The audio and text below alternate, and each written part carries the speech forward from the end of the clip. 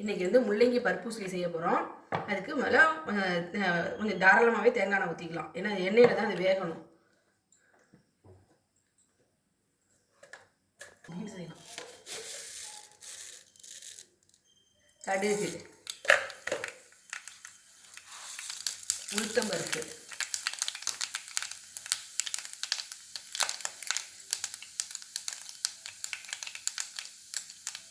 கருவேப்பிலை,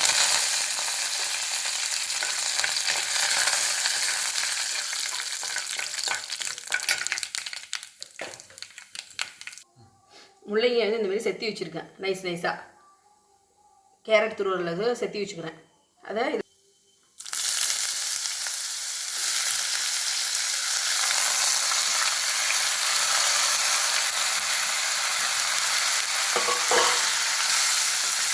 நல்லா வதக்கணும். அதுலேயே தண்ணி இருக்கும், அதனால் அந்த தண்ணியிலே அது வெந்துடும். நல்லா இது எண்ணெயில் நல்லா ஒரு பரட்டிட்டு சிம்மில் வச்சு நம்ம வேக வச்சுருவோம்.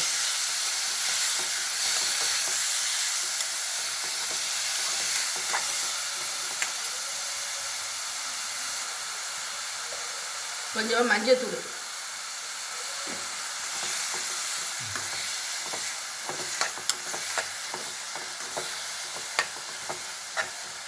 பார்த்தீங்களா அதுலேயே தண்ணி இருக்குது. இந்த தண்ணியிலே அது வெந்துடும். அதனால் சிம்மில் வச்சு மூடி போட்டுருவோம். வேகட்டும். கடலைப்பருப்பை வந்து ஒரு மணி நேரம் ஊற வச்சுருக்கேன். இதை வந்து வடிகட்டிட்டு இதில் போடணும்.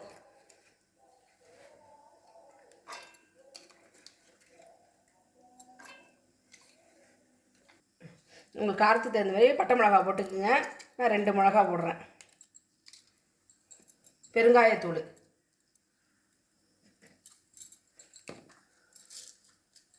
தேவையான அளவு உப்பு. இதை வந்து மிக்சியில் நல்லா குறைன்னு அரைச்சிட்டு வந்துடுறேன்.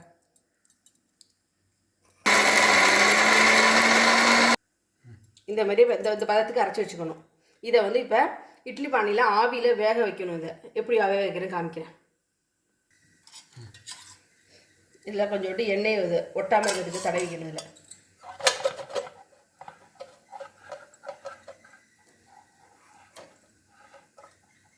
இதில் பரப்பி இப்படி வேக வச்சிடணும். இதில்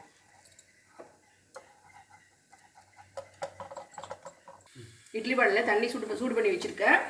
இப்போ இந்த மாதிரி பரப்பி இதில் வச்சு இட்லி பானையில் வச்சு நல்லா ஒரு 10 நிமிஷம் வேக வச்சிடணும். நல்லா வேகட்டும். வெந்துருச்சான்னு பார்ப்போம்.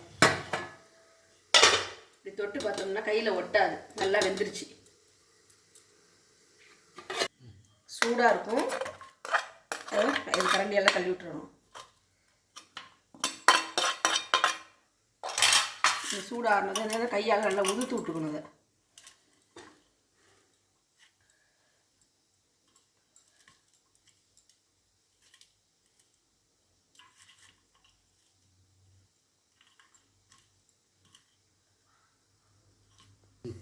முள்ளங்கி நல்லா வெந்துருச்சு. இப்போ இந்த வேக வச்சது இந்த உதுத்ததை இதில் இதோட போடணும்.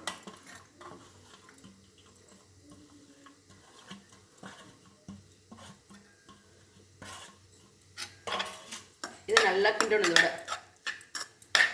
நல்லா அப்படியே உதிரியாக வரும். அப்படியே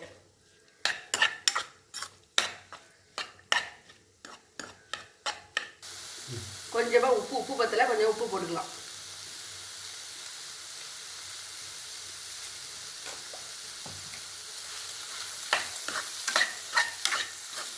நல்லா கிண்டிக்கணும்.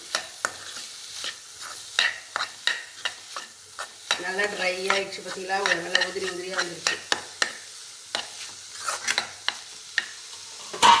இப்போ தேங்காயும் கருவேப்பிலையும் போடணும்.